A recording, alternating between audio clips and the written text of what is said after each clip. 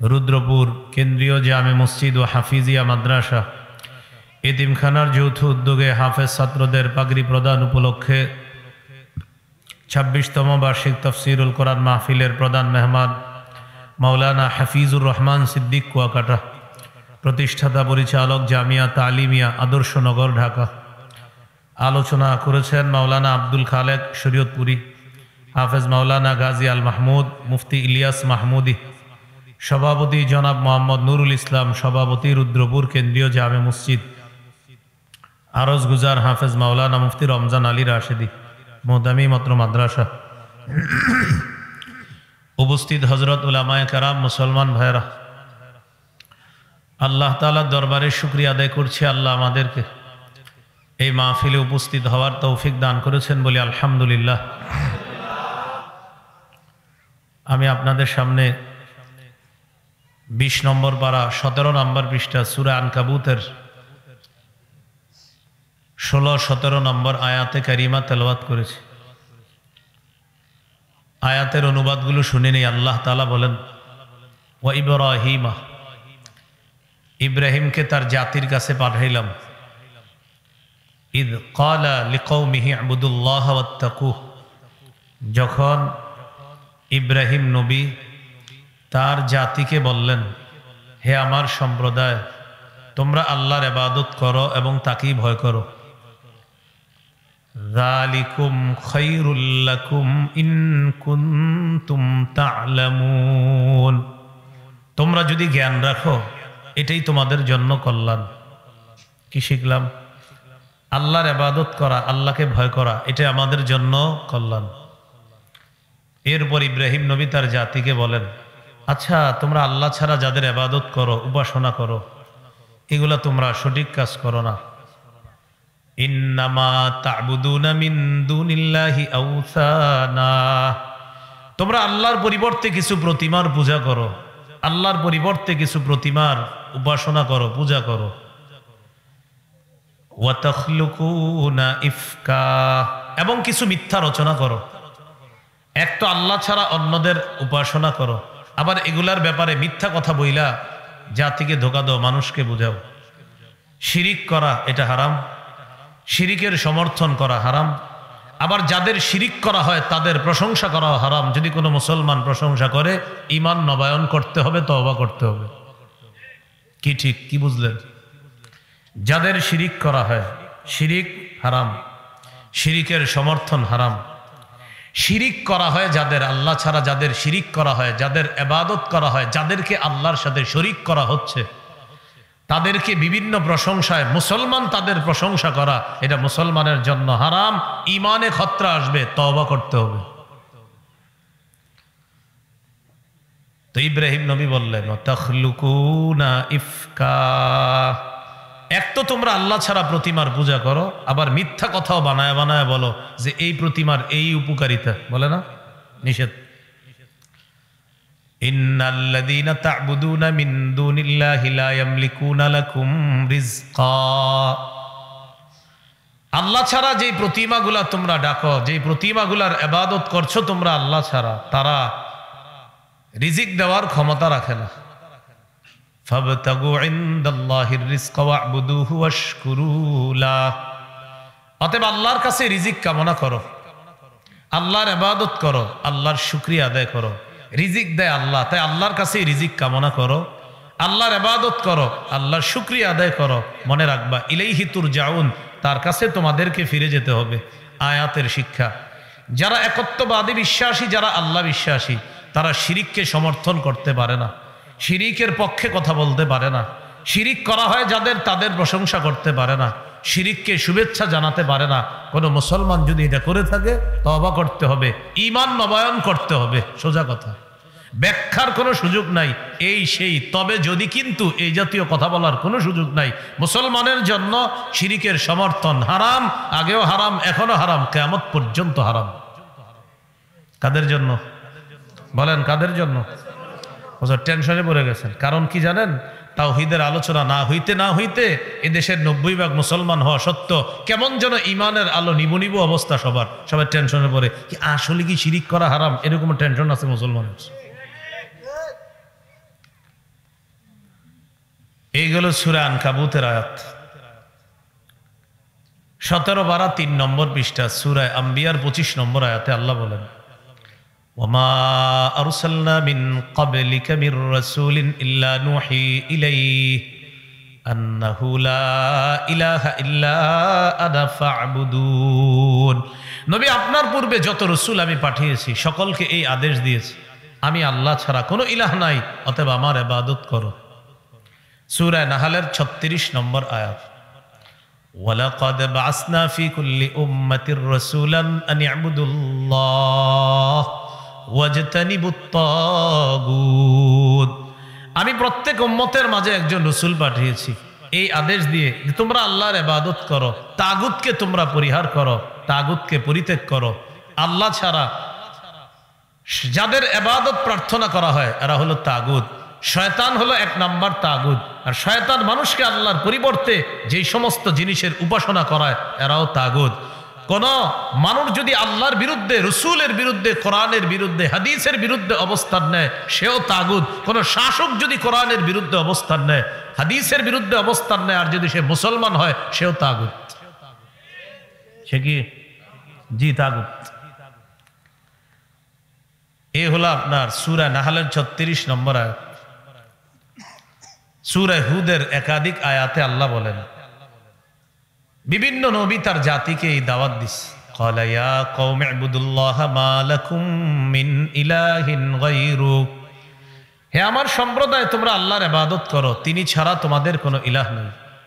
সূরা হুদের 26 নম্বর আয়াতে আল্লাহ বলেন, আল্লাহ তা'বুদু ইল্লাল্লাহ, তোমরা আল্লাহ ছাড়া কারো ইবাদত করো না। তাহলে বলেন তো, মুসলমান ইবাদত করে কার? রিজিক দেয় কে? তো শুকরিয়া আদায় করব কার? আল্লাহ কথাগুলা মনে রাখার তৌফিক দান করেন। 19 পারা 9 নম্বর পৃষ্ঠা, সূরাতুশ শুআরা 69 থেকে 82 নম্বর আয়াতে আল্লাহ বলেন, ওয়াতলু আলাইহিম নাবা ইব্রাহিম। নবী, আপনি তাদেরকে ইব্রাহিম নবীর বৃত্তান্ত শোনায়া দেন। ইয ক্বালা লিআবিহি ওয়া কওমিহি মা তা'বুদুন। ইব্রাহিম নবী যখন তার বাবা আর তার সম্প্রদায়কে বললেন, আচ্ছা তোমরা কিসের ইবাদত করো একটু বলো তো। ইব্রাহিম নবী তার বাবাকে আর তার সম্প্রদায়কে বললেন, মা তা'বুদুন, তোমরা কিসের ইবাদত করো? তারা জবাব দেয়, ক্বালু না'বুদু আসনামান ফানাযাল্লু লাহা আকিফিন। আমরা কিছু প্রতিমা পূজা করি আর তাদের সামনে আমরা ধর্ণা দেই, মাথা ঝুঁকায় রাখি। আমরা কিছু প্রতিমা পূজা করি আর তাদের সামনে আমরা ধর্ণা দেই। এবার ইব্রাহিম নবী পাল্টা বললেন, ক্বালা হাল ইয়াসমাউনাকুম ইয তাদউন। আচ্ছা, যখন তোমরা তোমাদের এই প্রতিমা দেবদেবীদেরকে ডাকো, তারা কি তোমাদের ডাক শোনে? ইব্রাহিম নবী বললেন, আও ইয়ানফাউনাকুম আও ইয়াদুররুন, অথবা তারা কি তোমাদের কোনো উপকার করে, কোনো ক্ষতি করে? ইব্রাহিম নবীর জাতি চিন্তা করে বললেন, ক্বালু বাল ওয়াজাদনা আবাআনা কাযালিকা ইয়াফআলুন। তারা বলল, ইব্রাহিম, আমাদের বাপদাদাদেরকে পাইছি এমনটা করতে, তাই আমরাও করি। বাপদাদারা এরকম প্রতিমা দেব দেবীর পূজা করত আল্লাহ ছাড়া, আমরাও দেব দেবীর পূজা করি। তুমি আমগরে বুঝাইছো ঠিক আছে, কিন্তু বাপদাদা করছে, ঐতিহ্য ধরে রাখছি, আমরাও করি। আমাদের জামানায় মুসলমান যারা বেদাত করে, বেদাত কি করে? এদেরকে বেদাত বুঝান কোরআন হাদিস দিয়ে। বুঝানোর পরে কি বলবে জানেন? হুজুর আপনার কথা ঠিক আছে, তো ছেড়ে দেন কালকে থেকে। আব্বাই করছে 20 বছর, দাদাই করছে 50 বছর, ঐতিহ্যটা শুধু ধরে রাখছে। কি ধরে রাখছে? ঐতিহ্য ধরে রাখছে। আল্লাহ আমাদেরকে হেফাজত করেন। তো ইব্রাহিম নবী তাদেরকে বললেন, ক্বালা ফারাইতুম মা কুনতুম তা'বুদুনা আনতুম ওয়া আবাউকুমুল আকদামুন। তোমরা কি একটু ভেবে দেখেছো, তোমরা যাদের ইবাদত করো, উপাসনা করো আল্লাহ ছাড়া, আর তোমাদের বাপদাদারা যাদের উপাসনা করত, এই ব্যাপারে কি একটু ভেবে দেখেছো কাদের উপাসনা করো তোমরা? এরপরে ইব্রাহিম নবী বললেন, ফাইন্নাহুম আদুবুল্লি ইল্লা রাব্বাল আলামিন। বিশ্বজগতের রব আল্লাহ ছাড়া যত দেবদেবী আছে, তোমরা যাদের উপাসনা করো, সবাই আমার শত্রু, সবাই আমার শত্রু। আমরা যারা মুসলমান আছি আমাদেরও বক্তব্য, আল্লাহ ছাড়া আর কেউ ইবাদত পাওয়ার উপযুক্ত না। আল্লাহ ছাড়া মুসলমান অন্য কাউকে মাবুদ মানতে পারে না। আল্লাহ ছাড়া যত মাবুদ আছে সব আমাদের শত্রু, সব আমাদের কি? কেন? তাওহীদবাদী ইব্রাহিম নবীর শত্রু সব আমাদেরও শত্রু, কারণ আমরা একত্ববাদে বিশ্বাসী। এরপর ইব্রাহিম নবী বলেন ইল্লা রাব্বাল আলামিন, আমার রব একজন, তিনি হলেন বিশ্বজগতের রব। সুবহানাল্লাহ। এই রব কি করে? আল্লাযী খালাকানি ফাহুয়া ইয়াহদিন, তিনি আমাকে সৃষ্টি করেছেন, তিনি আমাকে পথ দেখান। ওয়াল্লাযী হুয়া ইউতঈমুনি ওয়া ইয়াসকিন ওয়াল্লাযী ইউমীতুনি সুম্মা ইউহয়িন, তিনি আমাকে জীবন দেন, তিনি আমাকে মৃত্যু দেন, তিনি আমাকে খাওয়ান, তিনি আমাকে পান করান। ওয়াল্লাযী হুয়া ইউতঈমুনি ওয়া ইয়াসকিন, তিনি আমাকে খাওয়ান, তিনি আমাকে পান করান। ওয়া ইযা মারিতু ফাহুয়া ইয়াশফিন, আমি যখন অসুস্থ হই তিনি আমাকে সুস্থতা দান করেন। ওয়াল্লাযী আতমাউ আন ইয়াগফিরা লি খাতীআতি ইয়াউমাদ্দিন, আমার রবের ব্যাপারে আমার আশা তিনি কিয়ামতের ময়দানে আমার সব গুনাহ মাফ করে দিবেন। তাহলে বলেন আমাদের রব কে? আমাদেরকে সুস্থতা দান করেন কে? আমাদেরকে সৃষ্টি করেছেন কে? সৎ পথে পরিচালনা করেন কে? খাওয়ায় কে? পান করায় কে? সুস্থ হলে অসুস্থ করে, অসুস্থ হলে সুস্থতা দান করেন কে? তাহলে আমাদের জীবন দেয় কে? মৃত্যু দেয় কে? সন্তানের রক্তে এই কথা ঢুকাইয়া দেন, তাওহীদের এই বাণী সন্তানের রক্তে মস্তিষ্কে ঢুকাইয়া দেন। আল্লাহ ছাড়া আর কেউ নেই, আল্লাহ ছাড়া ইবাদতের উপযুক্ত আর কেউ না, ইবাদত করতে হবে একমাত্র একজন, তিনি কে? এইটা সন্তানের মস্তিষ্কে রেশার রক্তের মধ্যে ঢুকিয়ে দিতে হবে কথা, কারণ আমরা একত্ববাদে বিশ্বাস। সূরা ইউনূস 104 থেকে 108 নম্বর আয়াত, 11 পারা 19 নম্বর পৃষ্ঠার শেষ, 20 নম্বর পৃষ্ঠার শুরু। আল্লাহ তাআলা বলেন কুল ইয়া আইয়ুহান নাসু ইন কুনতুম ফি শাক্কিম মিন দীনি ফালা আ'বুদুল্লাযীনা তা'বুদুনা মিন দুনিল্লাহ ওয়ালাকিন আ'বুদুল্লাহাল্লাযী ইয়াতাওয়াফফাকুম ওয়া উমিরতু আন আকুনা মিনাল মুমিনিন। নবী আপনি বলেন আমি যে দিন নিয়ে এসেছি আমার দিনের ব্যাপারে তোমাদের কারো যদি কোনো সন্দেহ থাকে, আমাদের নবীকে আল্লাহ বলতেছেন নবী আপনি বলেন আমি যে দিন নিয়ে এসেছি এই দিনের ব্যাপারে তোমাদের যদি কারো কোনো সন্দেহ থাকে তাহলে শুনে রাখো, ফালা আ'বুদুল্লাযীনা তা'বুদুনা মিন দুনিল্লাহ, আল্লাহ ছাড়া যাদের ইবাদত তোমরা করো আমি তাদের ইবাদত করি না। নবীর ঘোষণা, আল্লাহ ছাড়া তোমরা যাদের ইবাদত করো আমি তাদের ইবাদত করি না। এটা আমাদেরও ঘোষণা, আল্লাহ ছাড়া পৃথিবীর যে যার ইবাদত করে আমরা তাদের ইবাদত করি না, আমরা শুধু একজনের ইবাদত করি। নবী শেষে কি বলে দেখেন, ওয়ালাকিন আ'বুদুল্লাহাল্লাযী ইয়াতাওয়াফফাকুম, আমি ইবাদত করি ওই আল্লাহর যে আল্লাহ তোমাদেরকে মৃত্যু দিবেন। আমাদেরকে মৃত্যু দেয় আল্লাহ, এটা তো আমাদের আকীদা আছেই। তোমরা যারা আল্লাহকে মানো না এই তোমাদেরকেও মৃত্যু দিবে যেই আল্লাহ, আমি মুহাম্মদ সাল্লাল্লাহু আলাইহি সাল্লাম ওই আল্লাহর ইবাদত করি। এরপরে নবীজি আল্লাহ শিখিয়ে দিচ্ছেন, নবী আপনি বলেন ওয়া উমিরতু আন আকুনা মিনাল মুমিনিন, আমাকে আদেশ করা হয়েছে আমি যেন ঈমানদারদের অন্তর্ভুক্ত হই। ওয়া আন আকিম ওয়াজহাকা লিদ-দীনি হানিফা ওয়া লা তাকুনান্না মিনাল মুশরিকিন, আমাকে আদেশ করা হয়েছে নবী একনিষ্ঠভাবে আপনি আপনার চেহারাটা দ্বীনের প্রতি প্রতিষ্ঠিত রাখেন, আর যারা শিরিক করে আপনি তাদের অন্তর্ভুক্ত হয়েন না। চিন্তা করছেন এই নবীরে আল্লাহ বলতেছে যারা শিরিক করে আপনি তাদের অন্তর্ভুক্ত হয়েন না, নবীরে বলতেছে। এরপরে আল্লাহ বলেন ওয়ালা তাদউ মিন দুনিল্লাহি মা লা ইয়ানফাউকা ওয়া লা ইয়াদুররুক, আল্লাহ ছাড়া আপনি এমন কাউকে ডাকবেন না যে আপনার উপকার করতে পারে না, ক্ষতি করতে পারে না।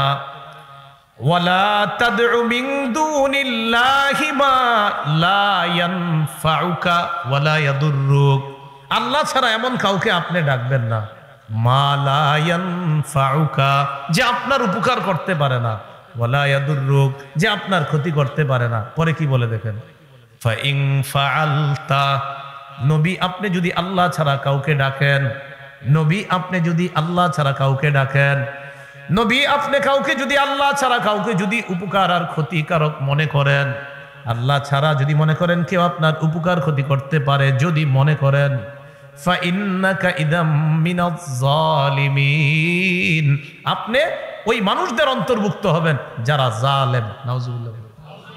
যারা কি?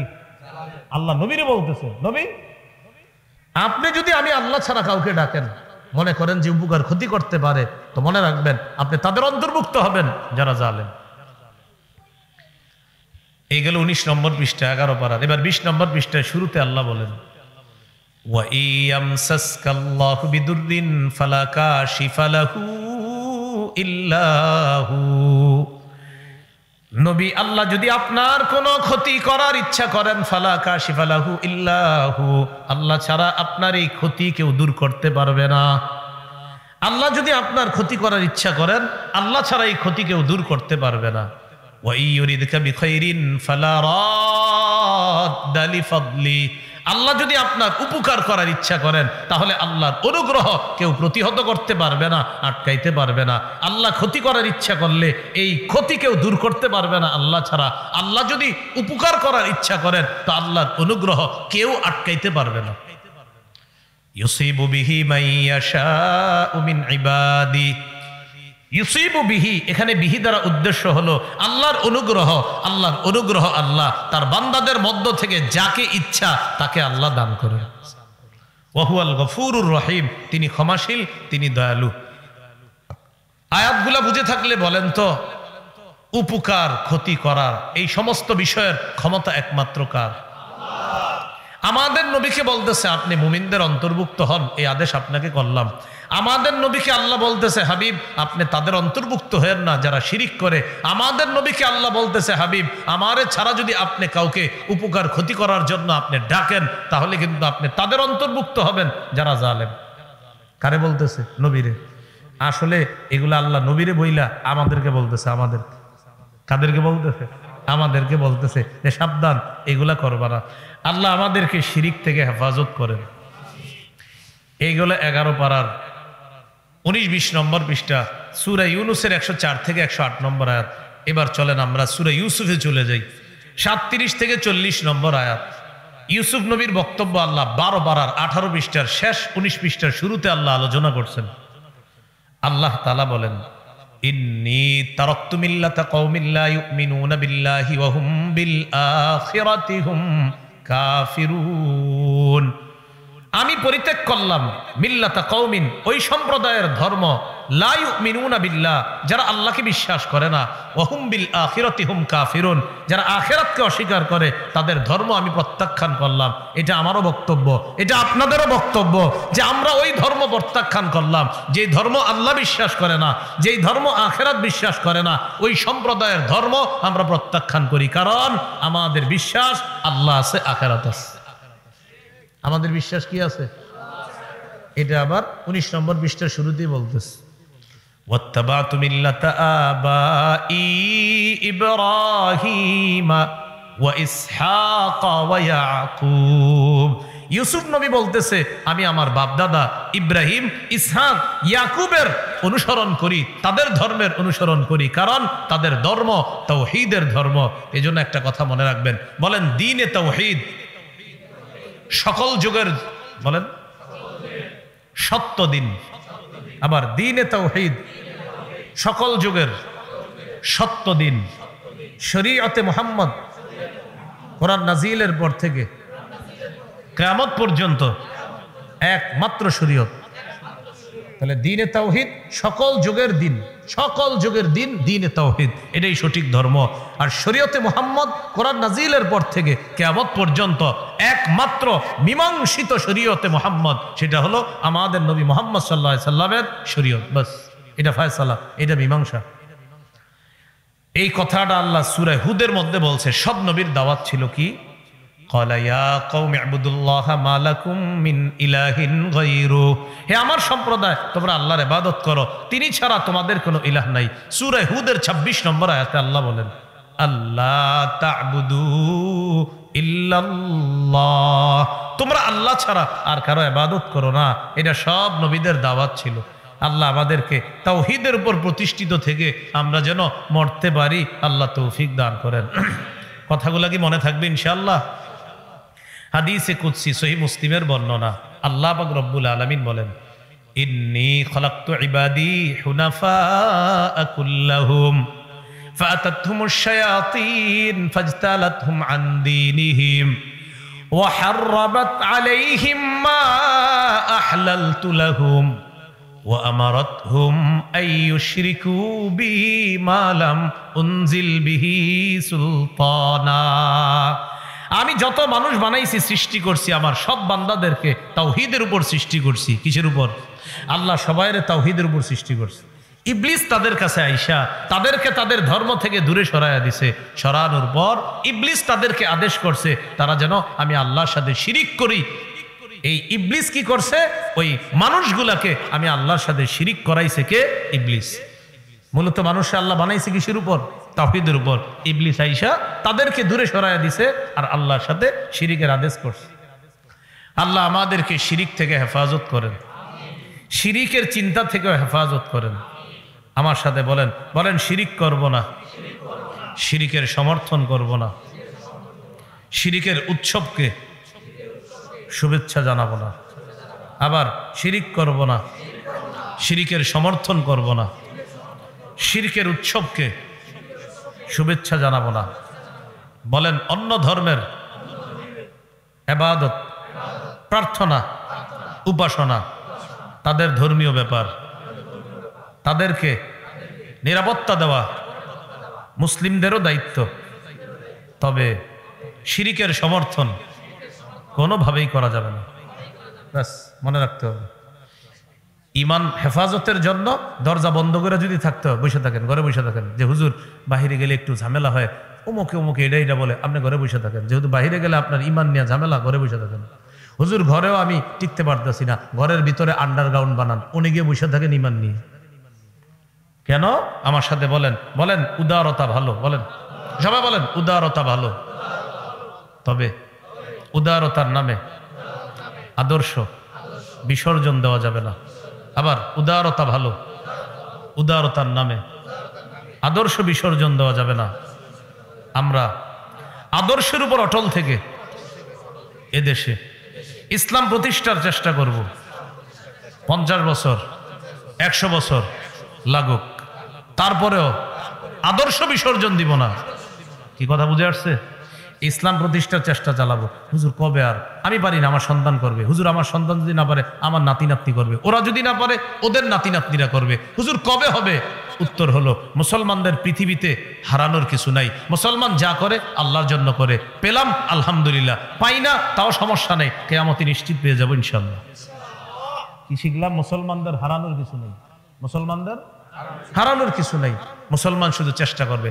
হ্যাঁ, দুনিয়াতে ইমান হারানো যাবে না। কি হারানো যাবে না? আপনাদেরকে মহব্বতে একটা আবদার রেখে গেলাম। আপনি যদি পারেন যে হুজুর কিছু বলতে গেলেই তো ঝামেলা, শিরকি কথা বইলা ফেলতে পারি বা কোনো শিরকের সমর্থন হয়ে যেতে পারে, আপনি চুপ থাকেন। হুজুর চুপ থাকলে অনেকে ঝামেলা করতে পারে, আপনি এড়ায়া চলেন, ওদের থেকে পালায়া চলেন, কোথাও চলে যান আপনি, যেন আপনি শিরিকের পক্ষে কোনো কথা বলতে না হয়। প্রয়োজনে আপনি পালায়া থাকেন, আদর্শ বিসর্জন দিয়েন না। হাতে পায়ে ধরে বলছি আপনি। আল্লাহ আমাদেরকে বুঝার তৌফিক দান করেন। এবার একটু বলেন আমার সাথে, বলেন কিতমির। আবার কিতমির অর্থ খেজুরের বিচির উপরের আবরণ। অনেক মোটা, তাই না? মোটা। খেজুরের বিচির আবরণ কত পাতলা? অনেক পাতলা। বলেন কত পাতলা? এবার বলেন কিতমির অর্থ কি বলেন তো আপনারা? খেজুরের বিচির উপরের আবরণ। এবার আয়াত শুনেন। 22 নম্বর পারা 15 নম্বর পৃষ্ঠা, 22 পারা 15 নম্বর পৃষ্ঠা, সূরা ফাতিরের 13-14 নম্বর আয়াতে আল্লাহ বলেন, যালিকুমুল্লাহু রাব্বুকুম, তিনি আল্লাহ তোমাদের রব, লাহুল মুলকু, রাজত্ব তার। বলেন রাজত্ব কার? আল্লাহ বলেন রাজত্ব তার। ওয়াল্লাযীনা তাদউনা মিন দুনিহি মা ইয়ামলিকুনা মিন কিতমির, আল্লাহ ছাড়া যাদেরকে তোমরা ডাকো তারা খেজুরের বিচির উপরের আবরণেরও মালিক না। ওয়াল্লাযীনা তাদউনা মিন দুনিহি মা ইয়ামলিকুনা মিন কিতমির। আল্লাহ তাআলা বলেন, আল্লাহ ছাড়া যাদেরকে তোমরা ডাকো তারা খেজুরের বিচির উপরের আবরণেরও মালিক না। কিসের মালিক না? তো ডাকেন কেন? খেজুরের বিচির উপরের আবরণেরও মালিক না, তাহলে কি না বলেন? বলেন মালিক। আল্লাহ বলে মালিক না, তো ডাকো কেন? আমি আল্লাহ ছাড়া অন্য কাউরে কেন ডাকো? আল্লাহ কারে ডাকি? এমন কাউরে ডাকো যে খেজুরের বিচির উপরের আবরণেরও মালিক না, তাই তো, তাহলে ডাকো কেন? তো কি করব? আল্লাহ পরে বলতেছে, ইন তাদউহুম লা ইয়াসমাউ দুআআকুম, যদি তাদেরকে ডাকো তারা তোমাদের ডাক শুনবে না। এই জন্য এমন কাউকে ডাকতে হবে যিনি ডাকার সাথে সাথে আমাদের ডাকে সাড়া দেয়। তিনি কে?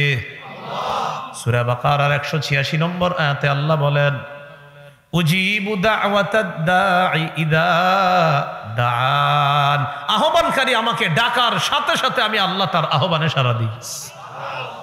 সূরা গাফিরের 60 নম্বর আয়াতে আল্লাহ বলেন, ওয়াকালা রাব্বুকুম উদউনি আস্তাজিব লাকুম, তোমাদের রব আল্লাহ বলেন আমাকে ডাকো, তোমরা ডাকা মাত্রই আমি আল্লাহ তোমাদের ডাকে সাড়া দিই। সবাই একটু বলি, বলেন আল্লাহুম্মা বারিক লানা ফিমা আ'তাইতানা। আল্লাহুম্মা, হে আল্লাহ, বারিক লানা, আমাদেরকে বরকত দেন, ফিমা আ'তাইতানা, যে নিয়ামত আমাদেরকে দিয়েছেন সেই নিয়ামতে বরকত দান করেন। বলেন আল্লাহুম্মা, হে আল্লাহ। এবার বলেন, এই যে আমরা, বলেন আল্লাহকে ডাকলাম, যতবার ডাকলাম ততবার আল্লাহ আমাদের ডাকে সাড়া দিছে। এই এতবার আমরা আল্লাহুম্মা আল্লাহুম্মা যতবার বলছি, আল্লাহ প্রতিবার বলছে, বলো আল্লাহুম্মা, আল্লাহ বলো, আল্লাহ বলো, আল্লাহ। আরে বল, কি বলবি বল, সুবহানাল্লাহ। আল্লাহর ডাকার সাথে সাথে বলে, বলো কি বলবা বলো। আল্লাহ বরকত দেন, আল্লাহ বরকত দেন, আল্লাহ রহমত দেন, আল্লাহ আমার জুতার ফিতা লাগবে দেন, আল্লাহ আমি বাজারে যাইতেছি ভালো জিনিস যেন কিনতে পারি, আল্লাহ আপনি ব্যবস্থা করে দেন। আচ্ছা, এরকম সবকিছু আল্লাহরে বলা, কারণ আল্লাহ বলে তুই ডাকার সাথে সাথে আমি তোর ডাকে সাড়া দিই। তাহলে কি শিখলাম? এমন কাউকে ডাকা যাবে না যেই ব্যক্তি, যেই কিছু খেজুরের বিচির উপরের আবরণের মালিক না, ডাকতে হবে এমন সত্তাকে যিনি আসমান জমিনের মালিক। তিনি কে? আল্লাহ আমাদেরকে কথাগুলো মনে রাখার তৌফিক দান করুন। সূরা লুকমানের 13 নম্বর আয়াতে আল্লাহ বলেন, وَإِذْ قَالَ لُقْمَانُ لِابْنِهِ وَهُوَ يَعِظُهُ يَا بُنَيَّ لَا تُشْرِكْ بِاللَّهِ إِنَّ الشِّرْكَ لَظُلْمٌ عَظِيمٌ। লোকমান হাকিম তার সন্তানকে ওয়াজ করতে গিয়ে বললেন, হে প্রিয় সন্তান, তুমি আল্লাহর সাথে শিরিক করো না, শিরিক মহাজুলুম, শিরিক মহাজুলুম, তুমি আল্লাহর সাথে শিরিক করো না। সূরা মাইদার 72 নম্বর আয়াতে আল্লাহ বলেন, ইন্নাহু মাইয়ুশরিক বিল্লাহ ফাকাদ হারামাল্লাহু আলাইহিল জান্নাহ ওয়া মাওয়াহুন নার। যে ব্যক্তি আল্লাহর সাথে শিরিক করে তার জন্য আল্লাহ জান্নাত হারাম করে দেয়, তার ঠিকানা জাহান্নাম। যে ব্যক্তি আল্লাহর সাথে শিরক করে তার ঠিকানা জাহান্নাম, আল্লাহ তার জন্য জান্নাত হারাম করে দেয়। সূরা জুমারের 65 নম্বর আয়াতে আল্লাহ বলেন, ওয়ালাকাদ উহিয়া ইলাইকা ওয়া ইলাল লাযিনা মিন ক্বাবলিক, নবী আপনার প্রতি আর আপনার পূর্ববর্তী সব নবীদের প্রতি এই ওহী প্রেরণ করা হয়েছে। লা ইন আশরাকতা লা ইয়াহবাতান্না আমালুকা, যদি আপনি শিরিক করেন আপনার সমস্ত আমল বরবাদ হয়ে যাবে। কাকা সারা বছর আল্লাহরে সেজদা দিলেন, হঠাৎ মানুষের সাথে গ্রুপ বাইদা বাস দিয়া মিলা কোথায় জানি গেলেন, বাসে ভইরা এক জায়গায় গিয়া আস্তে চুপে চুপে আরেক জায়গায় একটা সেজদা দিছেন, সব শেষ। জিজ্ঞাসা করলে বলে এটা তাজিমি সেজদা, এটা আবেগী সেজদা। কে শিখাইছে আপনারে? ওখানে আমারে শিখাই দিছে। কি সেজদা? তাজিমি। বলেন কি সেজদা? তাজিমি সেজদা, মানে আল্লাহ ছাড়া অন্য জায়গায় সেজদা দেয়। নাউজুবিল্লাহ পড়েন, সবাই বলেন নাউজুবিল্লাহ। আমরা কি আল্লাহর ওলির বিরুদ্ধে? না। আল্লাহর ওলির কবরের বিরুদ্ধে? আল্লাহর ওলির কবর জিয়ারতের বিরুদ্ধে? আল্লাহর ওলির কবরকে কেন্দ্র করে যদি শিরিক করে, এটার বিরুদ্ধে আগে ছিলাম, এখনো আছি, ভবিষ্যতেও থাকবো। তাহলে আমরা কি অলির বিরুদ্ধে না শিরিকের? আমরা কি জিয়ারতের বিরুদ্ধে না শিরিকের? এই জন্য রাস্তাঘাটে অনেকে স্লোগান দেয়, আল্লাহর অলির দুশ্মনেরা হুঁশিয়ার সাবধান। স্লোগান দাতাদেরকে দেখবেন গায়ে লাল জামা, চুলগুলা জটলা জটলা, এরা রাস্তায় স্লোগান দেয় আল্লাহর অলির দুশ্মনেরা হুঁশিয়ার সাবধান। কানে কানে গিয়ে বলবেন, প্রিয় গাঞ্জুট্টি, ওলামায়ে কেরামের কেউ আল্লাহর অলির দুশ্মন না, কবরের দুশ্মন না। তোমরা যে কবরের সামনে বৈশা গাঞ্জার আসর বসাও, এটার দুশ্মন আলেমরা। এই জন্য আমরা শিরিকের বিরুদ্ধে, আমরা গাঁজার বিরুদ্ধে। আমরা আল্লাহর অলির কবরকে কেন্দ্র করে কেউ যদি শিরিক করে, কেউ যদি গাঁজার আসর বসায়, সেটার বিরুদ্ধে আমরা আগে ছিলাম, এখনো আছি, সদা সর্বদা আমরা এই অবস্থানে থাকবো ইনশাআল্লাহ। মনে রাখবেন, দুনিয়াতে মূর্তি পূজা শুরু হয়েছে কেমনে? ঘটনাটা একটু মন দিয়ে শোনেন। কি পূজা শুরু হয়েছে কেমনে? মূর্তি পূজা। সহিহ বুখারীর বর্ণনা 4920 নম্বর হাদিস। এই হাদিস থেকে আমরা এখন জানবো মূর্তি পূজা শুরু হইল কেমনে। ইতিহাসটা মনে থাকলে আপনি আপনার অন্য ধর্মের বন্ধুদেরকেও দাওয়াত দিতে পারবেন যে দুনিয়াতে কিন্তু এইভাবে মূর্তি পূজা শুরু হয়েছে। আব্দুল্লাহ ইবনে আব্বাস রাদিয়াল্লাহু তাআলা আনহুমার বর্ণনা। 29 পারা খুলবেন, 12 নম্বর পৃষ্ঠা। হাফিজি কোরআন মাজিদ অনুযায়ী সূরা নূহের মধ্যে আল্লাহ তাআলা আলোচনা করছে। 29 পারা 12 নম্বর পৃষ্ঠা। শুরুতেই দেখবেন আছে, লা তাযারুন্না আলিহাতাকুম ওয়ালা তাযারুন্না ওয়াদ্দাও ওয়ালা সুওয়া ওয়ালা ইয়াগুসা ওয়া ইয়াউকা ওয়া নাসরা। এই 5টা মূর্তির নাম আছে। একটা মূর্তির নাম ওয়াদ্দুন, আরেকটার নাম সুওয়াউন, আরেকটার নাম ইয়াগুস, আরেকটার নাম ইয়াউক, আরেকটার নাম নাসরুন। এই 5 মূর্তি। আল্লাহ কোরআন এই 5টাকে মূর্তি হিসাবে আলোচনা করলেও মূলত এই 5টা মূর্তির নাম ছিল না। এই 5টা ছিল 5 জন আল্লাহর ওলির নাম। বলেন তো, কোরআনে যে 5টি নাম আমরা মূর্তি হিসাবে পাইলাম, এই 5টা কি আসলে মূর্তির নাম ছিল না আল্লাহর ওলিদের নাম ছিল? বুখারীতে আছে আসমাউ রিজালিন সালিহিনা। এই 5টি ছিল 5 জন আল্লাহর ওলির নাম। ঘটনা কি ঘটলো? এই 5 আল্লাহর ওলি মারা গেছে।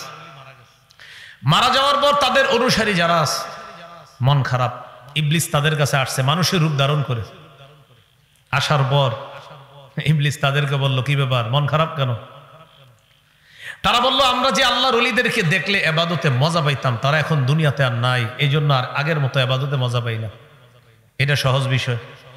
যারা আপনারা প্রতিদিন মসজিদে 5 ওয়াক্ত নামাজ পড়েন, তারা যদি মসজিদ ছাড়া অন্য কোথাও নামাজ পড়েন, আপনার মনে হবে নামাজ পড়েন নাই।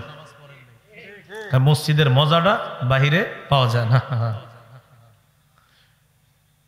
ইবলিস মানুষের রূপ ধারণ করছে, বড় আল্লাহর ওলির মতো সাইজা তাদেরকে বলল, তোমাদের ব্যথাটা আমি বুঝতেছি। আচ্ছা, আমি যদি একটা কাজ করি, 5 আল্লাহর ওলির যদি 5টা আকৃতি তোমাদের সামনে আনি, তাহলে তোমরা ইবাদতে মজা পাইবানি। এটা কেমনে সম্ভব? আল্লাহর ওলি 5 জন তো মারা গেছে। আমি যদি 5 জনের আকৃতিটা আনতে পারি তোমাদের সামনে, যে এই 5 জন দেখতে এমন ছিল, এরকম 5টা জিনিস তোমাদের সামনে নিয়ে আসলাম, তখন ইবলিস 5 জন আল্লাহর ওলির 5টা প্রতিমূর্তি তৈরি করলো। এই পৃথিবীতে সর্বপ্রথম মূর্তি তৈরি করা হলো। 5টা প্রতিমূর্তি তৈরি করার পর ইবলিস এবার তাদের কাছে এসে বলল, দেখো তো এটা কার মতো? তো দেখে একজন ওয়াদ্দুন নামক আল্লাহর ওলির মতো দেখা যায় পুরা। ইবলিস বলল, এটা এক কাজ করবা, ওয়াদ্দুন নামক আল্লাহর ওলি যেখানে বসতো সেখানে এই মূর্তিটা রেখে দিবা। এইভাবে প্রত্যেক আল্লাহর ওলি যেখানে বসতো, ইবলিস বলে দিল, আনিনসিবু ইলা মাজালিসিহিমুল্লাতী কানু ইয়াজলিসুনা আলাইহা আনসাবা। আল্লাহর ওলিরা যেখানে যেখানে বসতো সেখানে সেখানে মূর্তিগুলো স্থাপন করে দাও। যে কথা সেই কাজ, মূর্তি স্থাপন করে দিল। মূর্তি স্থাপন করার পর তখনও পর্যন্ত এই মানুষগুলা আল্লাহর সাথে শিরিক করে না, তবে 5 জন আল্লাহর ওলিরে তারা দেখে, এই যে আমাদের ওলিরা আছে, মনে মনে ভালো লাগে, কিন্তু ইবাদত করে তখনও আল্লাহর। হাত্তা ইদা হালাকা উলাইকা ওয়া তানাসসাখাল ইলমু উবিদাত। যখন এই জেনারেশন বিদায় নিল, পরবর্তী জেনারেশন যখন আসলো, আর সঠিক বিদ্যার বিলুপ্তি ঘটলো, যখন এলেমের বিলুপ্তি ঘটলো, তখন কি হলো?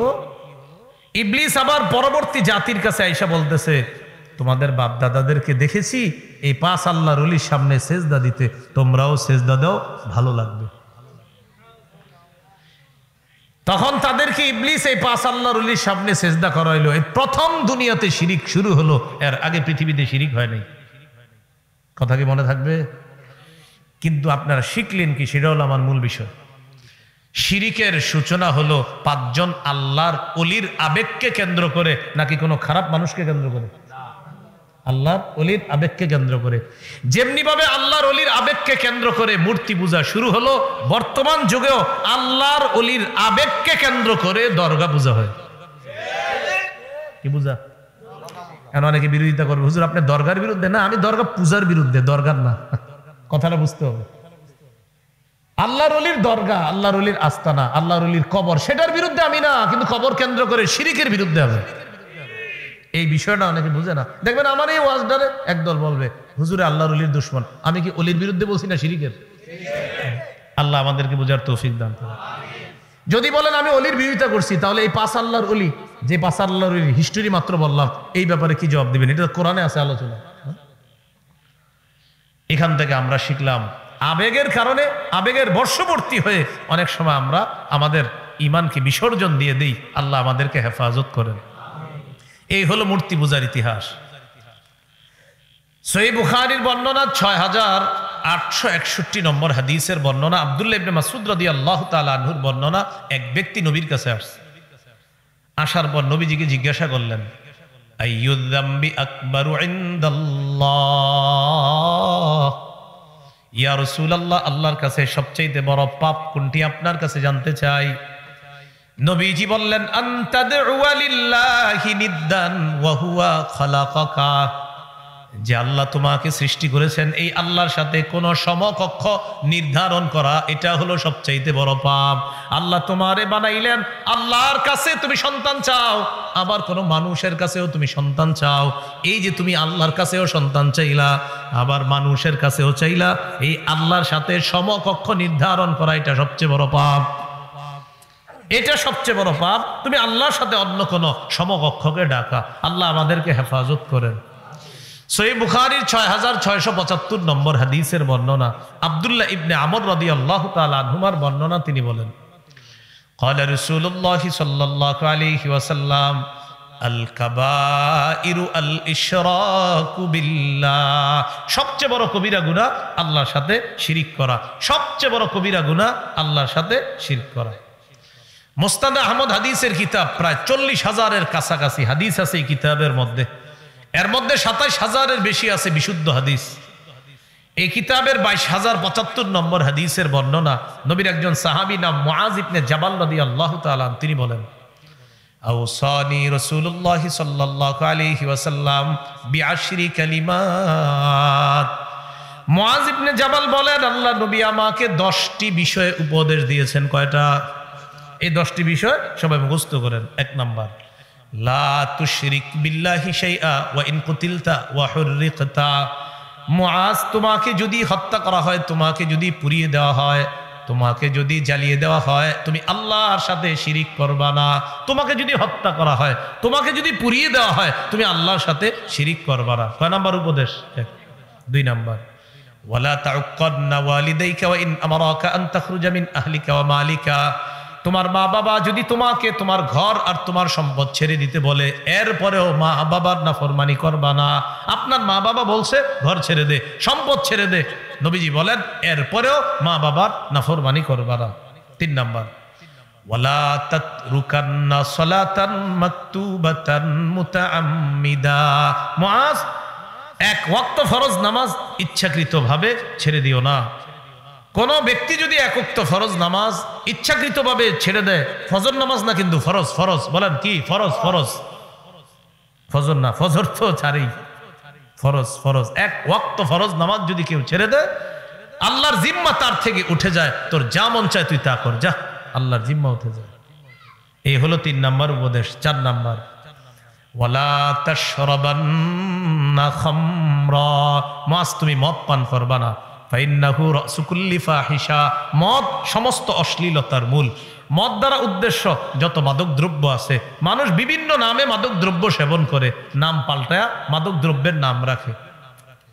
যেমন মদের কথা বললে অনেকে ভাবে যে যাক মদ বলা হয়েছে, গাঁজা তো আর বলা হয়নি।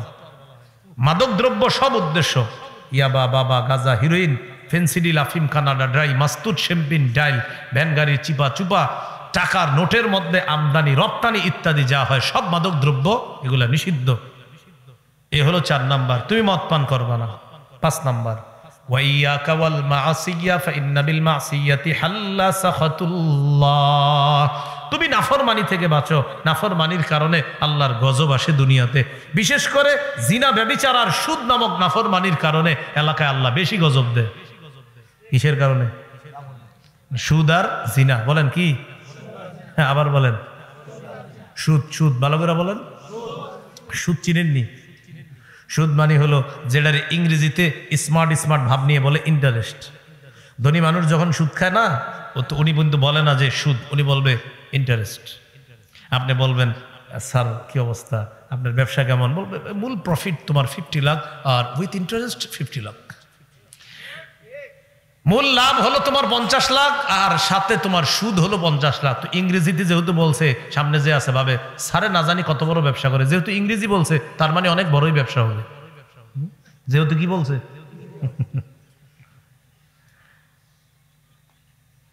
নবীজি বলেন ওয়াইয়াকা ওয়াল মাসিয়া ফাইন্না বিল মাসিয়াতি হাল্লা সাখাতুল্লাহ, নাফরমানি থেকে বাঁচো, নাফরমানির কারণে আল্লাহর গজব এলাকায় বৈধ হয়ে যায়। নাউজুবিল্লাহ।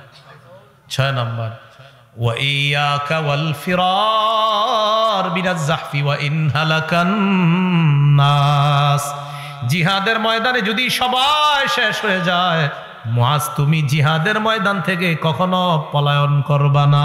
জিহাদে সবাই শেষ, তুমি একা আছো, একাই থাকবা, পলায়ন করবা না। 7 নাম্বার, ওয়া ইদা আসাবান নাস মাউতুন ওয়া আনতা ফীহিম ফাসবুদ, তুমি কোন এলাকায় আছো আর ওই এলাকায় যদি মহামারী দেখা দেয়, মুআজ ওই এলাকায় থাকবা, সেখান থেকে তুমি মহামারীর ভয়ে অন্য কোথাও পালিয়ে যাবা না। অন্য হাদিসে আছে মহামারী কবলিত এলাকার কেউ বাহিরে যাবে না, আর বাহিরের কেউ মহামারী কবলিত এলাকায় প্রবেশ করবে না। এটাকেই ইংরেজিতে তারা বলে দিছে লকডাউন। কি বলছে? লকডাউন হলো না? লকডাউন মানে কি? লকডাউন মানে হলো যে এলাকায় মহামারী আছে ওই এলাকার কেউ বাহিরে যাবে না, বাহিরের কেউ সেখানে ঢুকবে না। আরো অনেক নিয়ম ছিল লকডাউনের। বিশেষ করে এদেশের কোনো প্লেন বিদেশে যাবে না, বিদেশের কোনো বিমান এদেশে আসবে না, এরকমও তো নিয়ম হয়ে গিয়েছিল। এটার নাম দিছি কি? লকডাউন। তো লকডাউন যারা এই নামটা দিল, বর্তমান যারা গবেষণা করে পৃথিবীতে, তারা নাম দিয়া মানুষের বাহবা কুড়াইছে, বাবা কত সুন্দর একটা নিয়ম করছে, কিন্তু এটা যে আমগো নবীর হাদিস চুরি করে বলছে, এটা কে বলবে? আমাদের নবী 1500 বছর আগে এইভাবে বলে দিছে মহামারী কবলিত এলাকার কেউ বাহিরে যাবা না, বাহিরের কেউ ভিতরে আসবা না। তো এটার ইংরেজি নামই তো লকডাউন নাকি? যেহেতু ইংরেজিতে বলছে তো তার মানে উনি অনেক বড় গবেষক।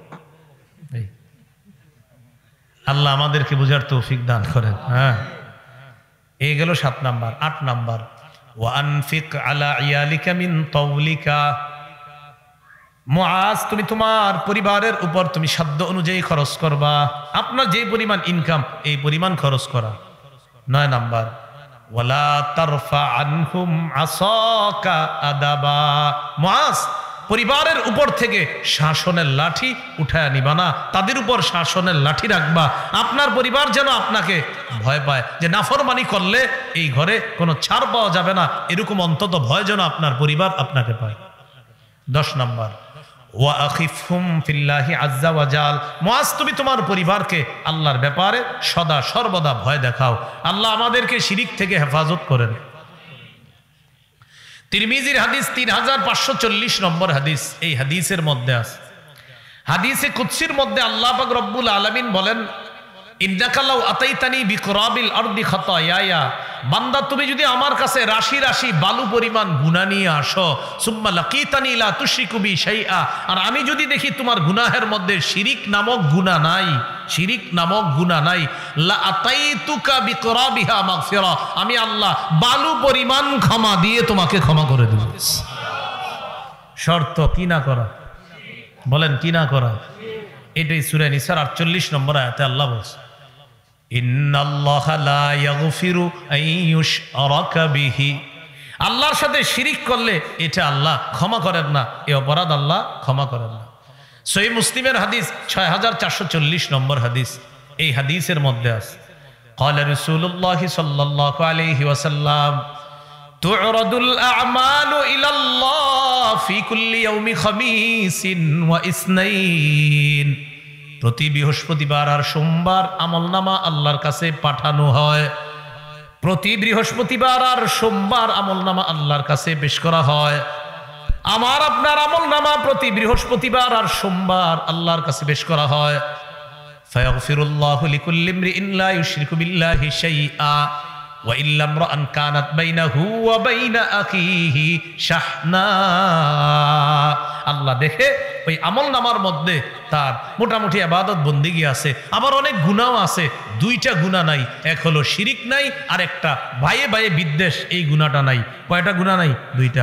সোমবার আর বৃহস্পতিবার আমাদের আমলনামা আল্লাহর কাছে গেলে আল্লাহ দেখে ওর অপরাধ আছে অনেক, বাকি আবাদত বন্দিগিও আছে, কিন্তু যেই অপরাধগুলো আছে এর মধ্যে দুটি অপরাধ নাই, একটা হলো শিরিক নাই আর একটা হলো ভাইয়ে ভাইয়ে বিদ্বেষ, এই অপরাধটা নাই। আল্লাহ বলে যা মাফ করে দিলাম। তাহলে সোমবার বৃহস্পতিবার শিরিক মুক্ত আমল আল্লাহর কাছে পাঠাতে হবে। সোমবার বৃহস্পতিবার শিরিক মুক্ত আমল আল্লাহর কাছে পাঠাতে হবে। ভাই কি শিখলাম আমরা বলেন তো? সোমবার বৃহস্পতিবার আমলটা কি মুক্ত পাঠাতে হবে? তাহলে প্রথম অংশে আজকে আলোচনা গেল তাওহীদের আলোচনা। কিসের আলোচনা?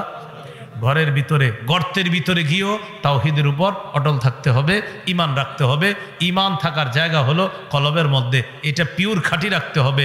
উদার হওয়া ভালো, উদারতার নামে আদর্শ বিসর্জন দেওয়ার কোনো সুযোগ নাই। আবার বলছি, উদার হওয়া ঠিক আছে, কিন্তু উদারতার নামে আদর্শ বিসর্জন দেওয়া যাবে না।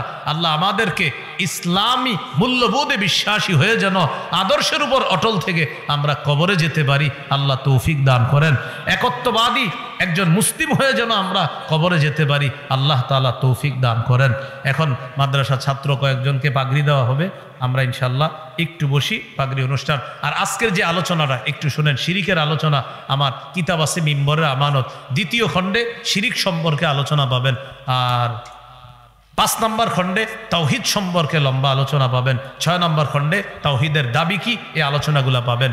গাড়িতে কিতাব আছে মিম্বরের আমানত, যাদের প্রয়োজন হয় এখান থেকে নিয়ে যেতে পারেন।